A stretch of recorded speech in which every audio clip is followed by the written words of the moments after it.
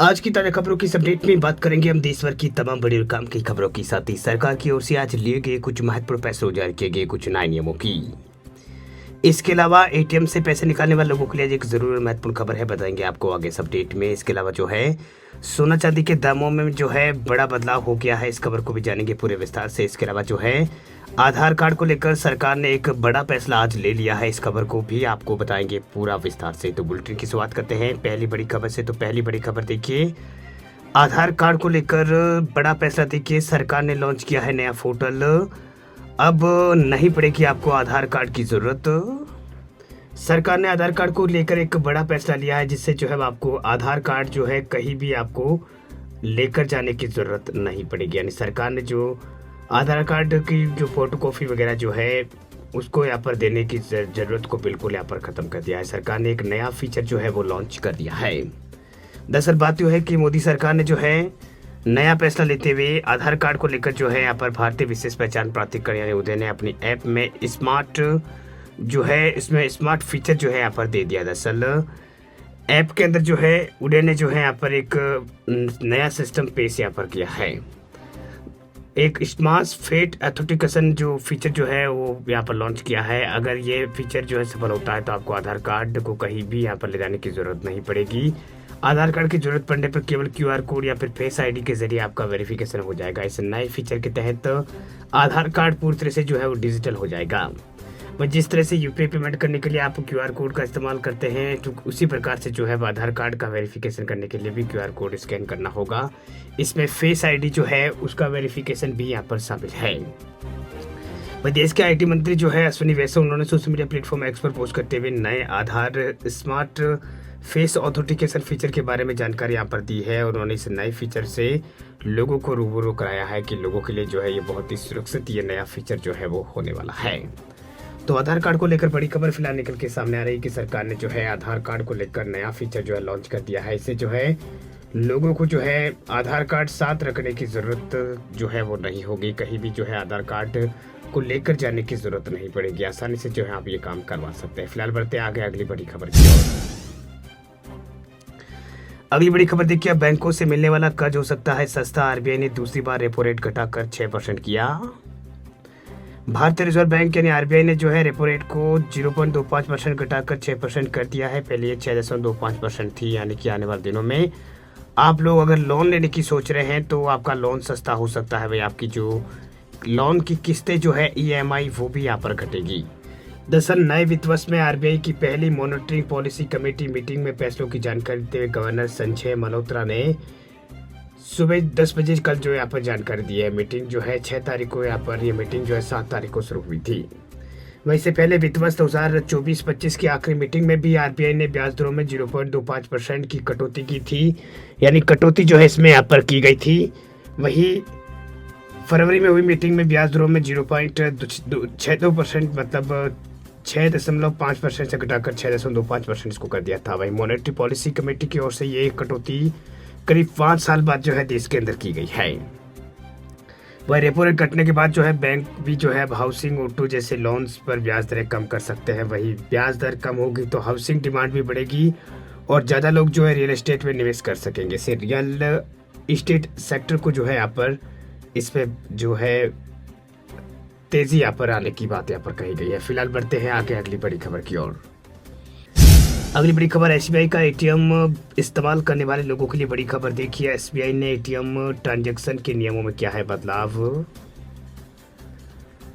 देश के सबसे बड़े सरकारी बैंक भारतीय स्टेट बैंक जो है एसबीआई, उसने अपने कस्टमर्स के लिए एटीएम ट्रांजैक्शन चार्ज और एटीएम फ्री यूज करने की लिमिट को बढ़ा दिया है। दरअसल बैंक का नया नियम 1 फरवरी 2025 से प्रभावी माना जाएगा। बैंक ने फीस स्ट्रक्चर को सुव्यवस्थित और डिजिटल बैंकिंग को बढ़ावा देने के लिए फैसला लिया है। इससे एसबीआई और अन्य बैंक एटीएम पर फाइनेंशियल और नॉन फाइनेंशियल दोनों तरह के ट्रांजैक्शन प्रभावित होंगे। नई पॉलिसी के तहत सभी मेट्रो या नॉन मेट्रो ग्राहक अब जो हर महीने एसबीआई एटीएम से 5 फ्री ट्रांजैक्शन और अन्य बैंकों से 10 यानी अन्य बैंक एटीएम से 10 फ्री ट्रांजैक्शन कर सकते हैं। वही 25,000 रुपये से लेकर 50,000 रुपये के बीच एवरेज मंथली बैलेंस रखने वाले ग्राहकों को अन्य बैंक एटीएम पर 5 ट्रांजैक्शन फ्री मिलेंगे। इसके अलावा जो है 1 लाख रुपए से ज़्यादा का एवरेज मंथली रखने वाले अकाउंट होल्डर्स को एसबीआई अन्य बैंक एटीएम से अनलिमिटेड फ्री ट्रांजैक्शन देगा।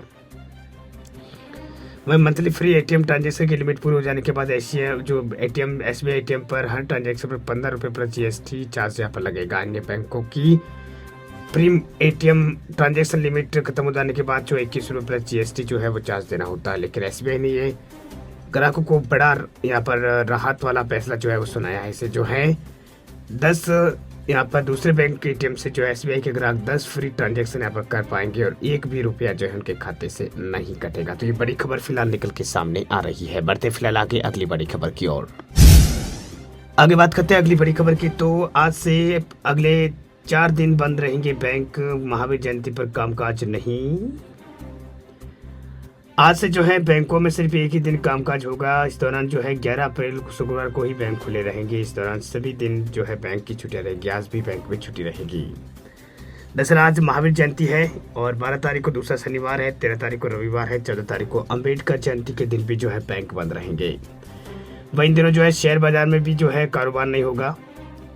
और अप्रैल कैलेंडर की लिस्ट की अगर बात करें 10 तारीख को जो है महावीर जयंती है और 12 को दूसरा शनिवार है, 13 को रविवार है, 14 को अम्बेडकर जयंती की वजह से जो है देश में सभी जगह बैंक बंद रहेंगे। वहीं 15 तारीख को अगरतला, गुवाहाटी, कोलकाता, शिमला में बैंक बंद रहेंगे। 16 को जो है यहाँ पर बोग बिहू और 18 को गुड फ्राइडे की जगह के दिन जो है सभी जगह बैंक बंद रहेंगे। तो ये बैंक खाताधारकों के लिए बड़ी खबर फिलहाल निकल के सामने आ रही है। बढ़ते फिलहाल आगे अगली बड़ी खबर की ओर। बात करते हैं अगली बड़ी खबर की। तो सोना 1611 रुपये बढ़कर अभी 90,161 हुआ। इस साल अब तक जो है 13,999 रुपये बढ़ चुके हैं दाम। चांदी भी 90,000 रुपये किलो बिक रही। देश के अंदर जो है सोना चांदी के दाम जो है एक बार फिर बढ़े हैं। आईबीजीए की वेबसाइट के अनुसार जो है 10 ग्राम 24 कैरेट सोना दाम जो है 1611 रुपये बढ़कर 90,161 पहुँच गया। इससे पहले 10 ग्राम सोने की कीमत 28,550 रुपये थी। वहीं 1 किलो चांदी की कीमत भी 306 रुपये बढ़कर 90,769 रुपये प्रति किलो हो गई। इससे पहले चांदी का भाव भी 90,363 रुपये किलो था। वहीं 28 मार्च को चांदी ने 1,09,34 और 3 अप्रैल को जो है सोना जो 1,02,05 रुपये के ऑल टाइम हाई रेट पर पहुंच गया। अभी फिलहाल जो है 24 कैरेट गोल्ड का रेट जो है 90,161 है। 22 कैरेट गोल्ड का 82,588 और 18 कैरेट गोल्ड 67,721 रुपये प्रति 10 ग्राम है। तो देश के अंदर सोना चांदी के रेट्स में जो है उतराव चढ़ाव की स्थिति फिलहाल देखने को मिल रही है। 4 महानगरों और भोपाल की सोने की कीमत पर बात करें तो दिल्ली में 10 ग्राम 22 कैरेट सोना 83,000 और 24 कैरेट 90,590 और मुंबई में 24 कैरेट सोना 90,440, कोलकाता में 90,440 और चेन्नई में 90,440 और भोपाल में 90,490 रुपये प्रति 10 ग्राम जो है ये सोना मिल रहा है। तो सोना चांदी के रेट्स जो है उसमें उतराव चढ़ाव भारत में फिलहाल देखने को मिल रहे हैं। कल जो है सोना सस्ता हुआ था लेकिन अब एक बार फिर से सोने के दाम जो है आसमान पर चले गए हैं। एक बार फिर से जो है 1600 रुपये तक सोना महंगा हुआ है।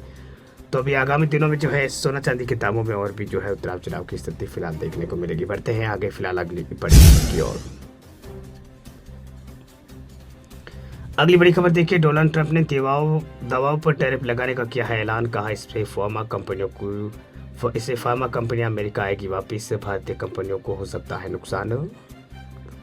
अमेरिकी राष्ट्रपति डोनाल्ड ट्रंप ने ऐलान किया है कि हम जल्दी जो है दवाइयों पर भारी टैरिफ लगाने जा रहे हैं। ट्रंप ने कहा कि उनका मकसद विदेश में दवा बना रही कंपनियों को अमेरिका में वापस लेना है और घरेलू दवा इंडस्ट्री को बढ़ावा देना है। ट्रंप ने कहा कि दूसरे देश दवाओं की कीमतों को कम रखने के लिए बहुत ज़्यादा दवा बनाते हैं। वहाँ ये कंपनियां सस्ती दवा बेचती है लेकिन अमेरिका में ऐसा नहीं होता है। एक बार जब इन दवा कंपनियों पर टैरिफ लग जाएंगे तो ये सारी कंपनियां अमेरिका वापस आ जाएगी। वह अगर अमेरिका दवाओं पर टैरिफ लगाने का पैसा लेता है तो इससे भारत पर भी असर पड़ेगा।